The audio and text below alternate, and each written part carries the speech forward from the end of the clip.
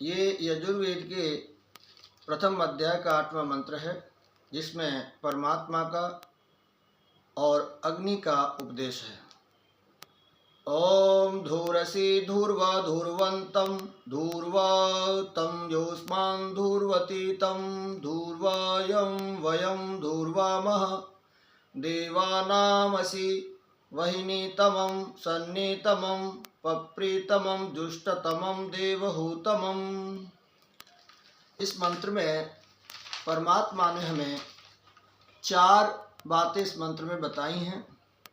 पहली यह है कि पापी को पाप के अनुरूप ईश्वर दंड देते हैं, और वो दंड होता है उसका दुख में।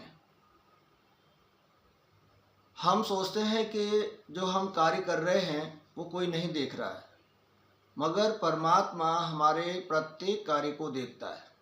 हम संसार से छुपा सकते हैं पर ईश्वर से नहीं छुपा सकते उसको।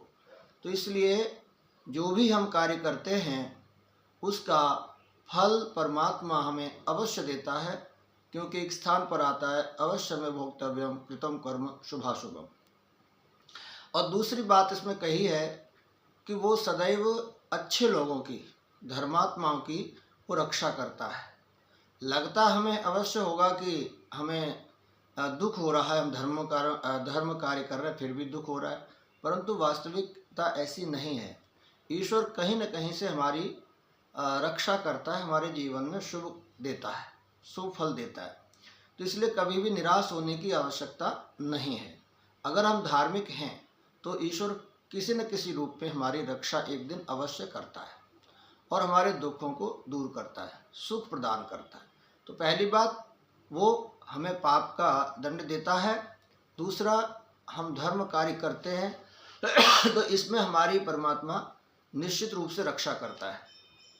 और तीसरी बात यह है कि इस संसार में केवल एक ही स्तुति के योग्य है, यानी वही भजने के योग्य है, उसका ही भजन करना है। कौन? ईश्वर, परमात्मा। इसके अतिरिक्त वेद अन्यों की पूजा करने का निषेध करता है, मना करता है। केवल एक ईश्वर की पूजा करने का विधान इस मंत्र के आधार पर है और ऋषि ने ऐसा लिखा है। चौथी बात इसमें कही है कि भौतिक अग्नि, जो हमारी अग्नि है, वो अग्नि शिल्प विद्याओं को सिद्ध करने वाली होती है। जैसे हम अग्नि में तपा करके लोहे को पतला कर लेते हैं, कोमल कर लेते हैं, पानी बना देते हैं उसको तपा करके, और फिर उसको आकार देते हैं, जिसका चाहे आकार दे, हल्का आकार दे देते हैं तो खेत होता है। और आप जो है अन्य संसाधनों का उसको आकार देते हैं, जैसे फसल काटने के लिए एक यंत्र बनाते हैं, चारा काटने के लिए यंत्र बनाते हैं, और यातायात के लिए यंत्र बनाते हैं। तो सारे जो यंत्र बनते हैं वो जमीन से लोहा निकलता है, फिर पिघलाया जाता है, पिघलाने का अग्नि का होता है। तो अग्नि जो है वो भौतिक उन्नति का बहुत बड़ा साधन है।